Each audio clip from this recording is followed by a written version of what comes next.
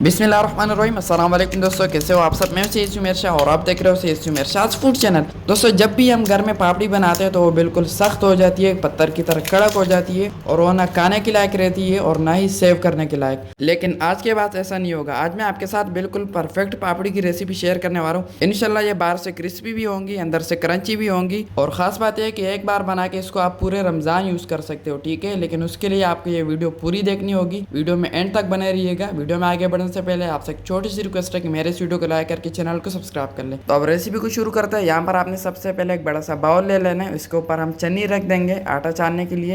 ये देख लें, इस तरीके से इसके ऊपर रख देंगे और अब इसमें जो है 2 से 2.5 कप तक मैदा ऐड कर देंगे, ठीक है। तो चलिए जी, इसको ऐड कर देते हैं जल्दी से। और ऐड करने के बाद अब इसको अच्छी तरह से छान लेंगे।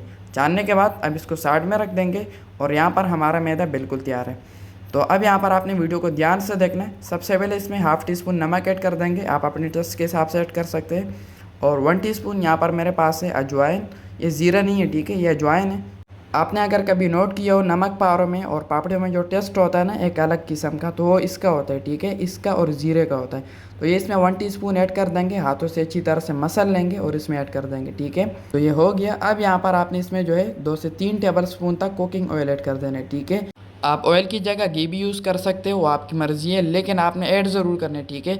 इसके बगैर हमारी पापड़ी क्रिस्पी नहीं बनेंगे। तो यहाँ पर पहले अच्छी तरह से इसकी मिक्सिंग कर लेते हैं। इस ऑयल को आपने इस मैदे की जड़ तक पहुँचा लेना है, ठीक है।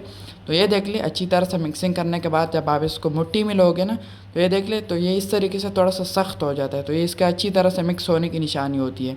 तो अब यहाँ पर आपने इसमें पानी ऐड करते जाना है थोड़ा थोड़ा और इसको अच्छी तरह से मिक्स करके इसका एक मज़ेदार सा सख्त किस्म का डो बना लेंगे, ठीक है। मैं पहले भी अपनी वीडियो में बता चुका हूँ, जब भी समोसा रोल या पापड़ियों के लिए आटा गूंदा जाता है ना, उसको थोड़ा सा सख्त गूंदा जाता है, ठीक है। तो ये देख ले, ये हो चुका है। अब यहाँ पर आपने इसको जो है हाथ में ले लेना है, इस डो को, और इसको एक मज़ेदार सा डो का शेप दे देंगे। ये बिल्कुल तैयार है। ये देख ले, ये थोड़ा सा सख्त बना है, ठीक है। आपने भी सेम इस तरीके से तैयार कर लेना है और अब इसको ऊपर से ढक देंगे और तकरीबन 15 मिनट या आधे घंटे के स्टे देंगे।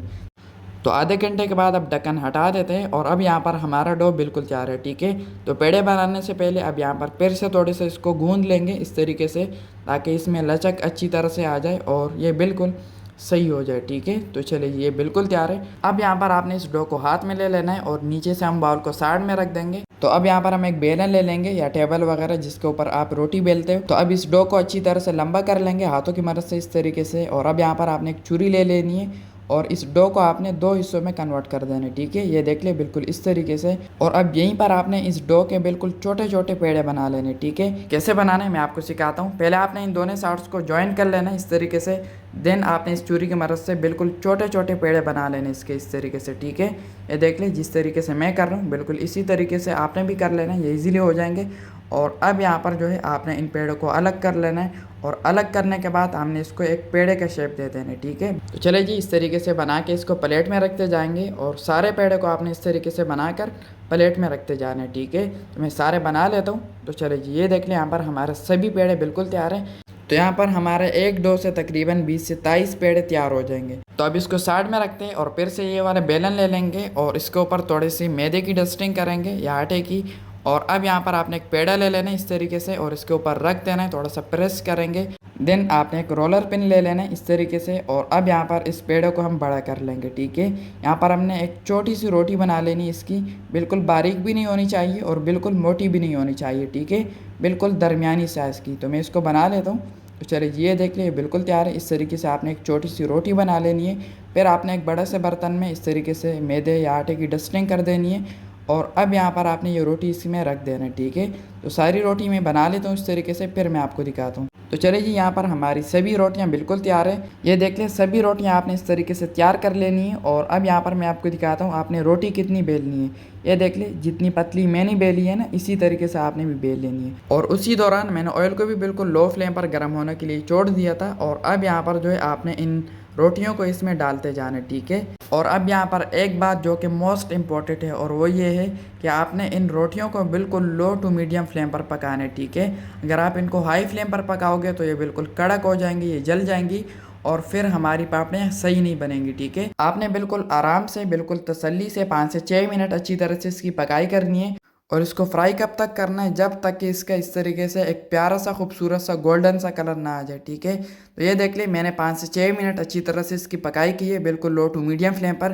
तो यहाँ पर जो है हमारी पापड़ें बिल्कुल परफेक्ट तरीके से तैयार हो चुकी है। ठीक है, तो अब इनको इस तरीके से इकट्ठा कर लेंगे और एक जाल की मदद से इनको उठा लेंगे। ठीक है, ये देख ले बिल्कुल इजीली ये हो जाएगा। और अब यहाँ पर आपने ऑयल बिल्कुल निकाल लेना इससे, ऑयल इसके अंदर बिल्कुल भी नहीं होना चाहिए। ठीक है, ये कलर आप चेक करें माशाल्लाह कितने मज़े के कलर आए। ऑयल निकालने के बाद अब हम इसको एक बर्तन में ऐड कर देंगे जो कि बहुत ही खुला हो। ठीक है, ये देख ले बिल्कुल इस तरीके से खुले से बर्तन में इस तरीके से ऐड कर देंगे ताकि ये मज़ीद क्रिस्पी हो सके। ठीक है, तो चले जी ये देख ले इस तरीके से ऐड करते जाएंगे और सभी पापड़े हम इस तरीके से बना लेंगे। ठीक है, तो फाइनल लुक की तरफ चलते हैं। बिस्मिल्लाहिर्रहमानिर्रहीम। तो माशाल्लाह माशाल्लाह दोस्तों, यहाँ पर हमारी easy and quick papdi recipe बिल्कुल तैयार है। रमज़ान स्पेशल रेसिपी बिल्कुल तैयार है, बहुत ही आला टेस्टी और अमेजिंग लुक के साथ। तो अगर आपने अभी तक इस तरीके से पापड़ियों की रेसिपी नहीं बनाई तो एक बार इस तरीके से घर में बनाएं। इंशाल्लाह आपकी पापड़ी क्रिस्पी भी बनेंगी, ये अंदर से क्रंची भी होंगी।